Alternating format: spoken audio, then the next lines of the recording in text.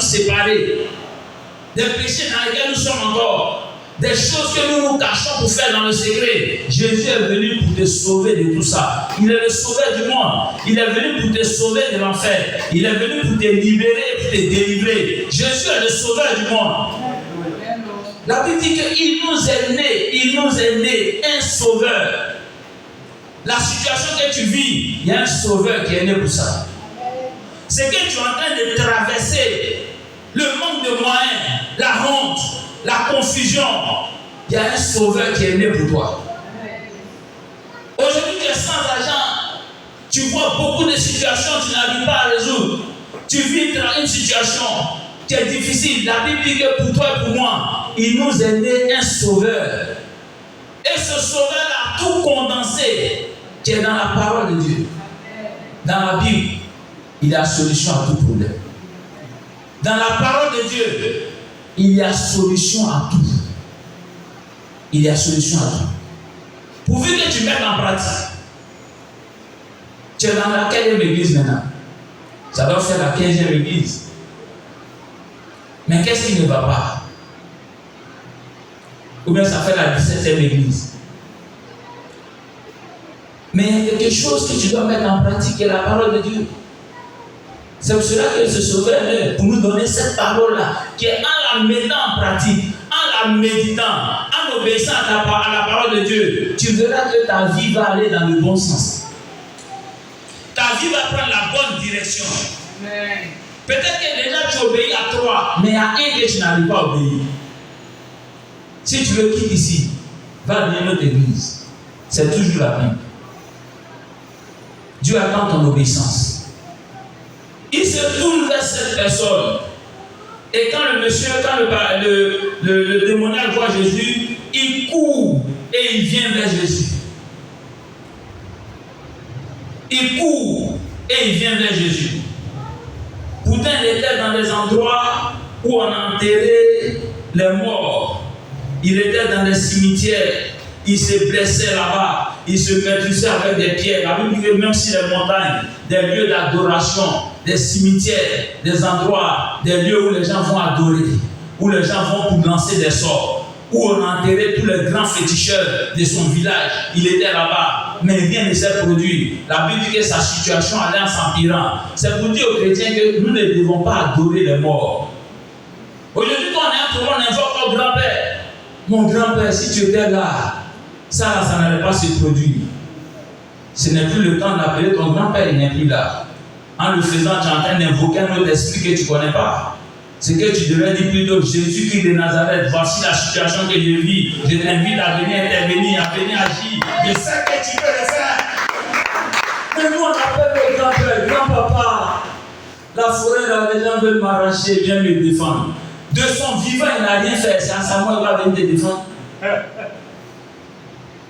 En invoquant ton grand-père qui ne vit plus, tu es en train d'appeler un autre esprit qui n'est pas l'esprit de Dieu. La Bible dit dans Ésaïe 8, le verset 19.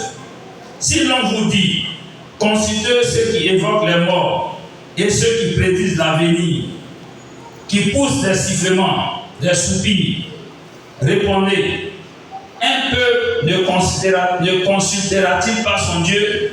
S'adressera-t-il aux morts en faveur des vivants? Est-ce qu'un peuple va consulter ceux qui sont morts en faveur des vivants? Est-ce qu'il ne va pas consulter Dieu? Tu dois consulter Dieu. Ce n'est pas le lieu d'appeler les grands-parents. Mon grand-père vient protéger la maison. Mes enfants qui voyagent là, ah, grand-père, vraiment, il faut les accompagner.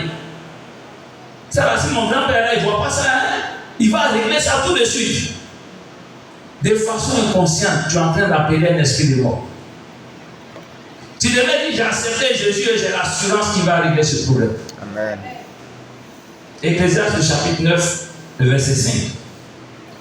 Les vivants, en effet, savent qu'ils mourront, mais les morts ne savent rien.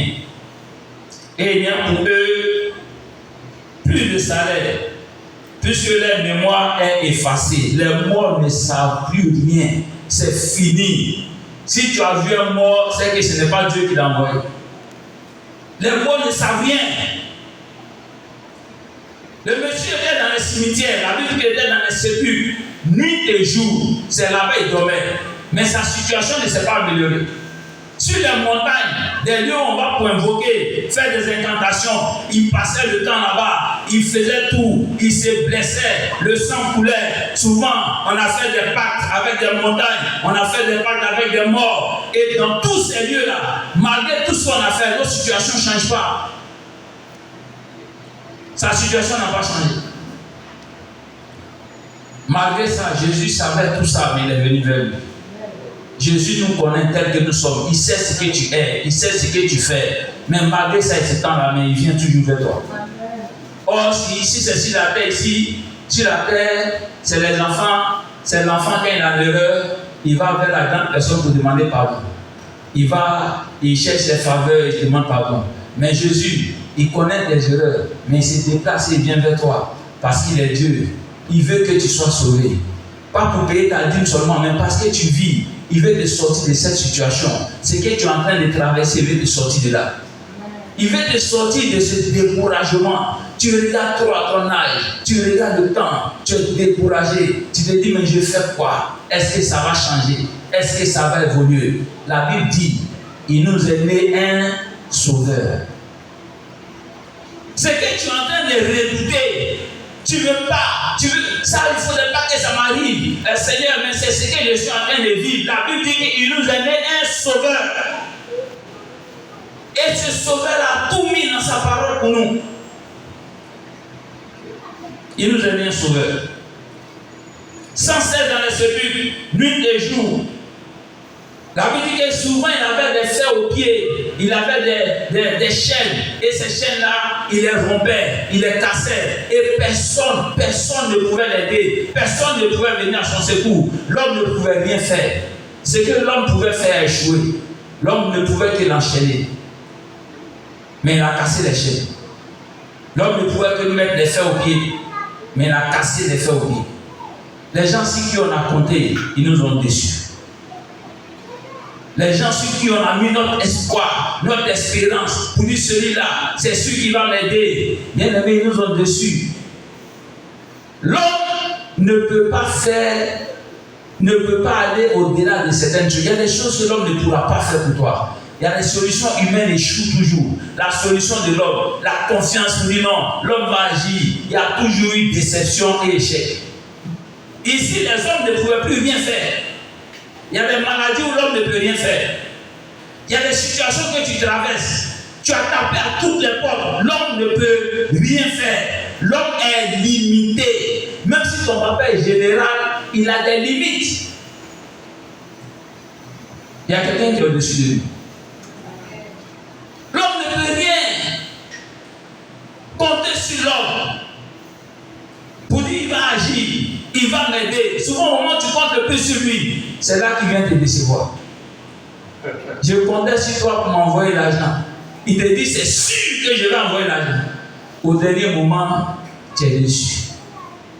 La situation de mon mari là, tu as fait tout, mais il ne change pas. Il regarde toujours dehors.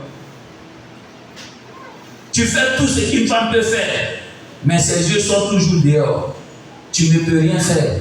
Tu es limité. Mais il y a une personne qui n'est pas limitée. Amen. La Bible dit qu'il y a une personne qui n'est pas limitée. Elle regarde sur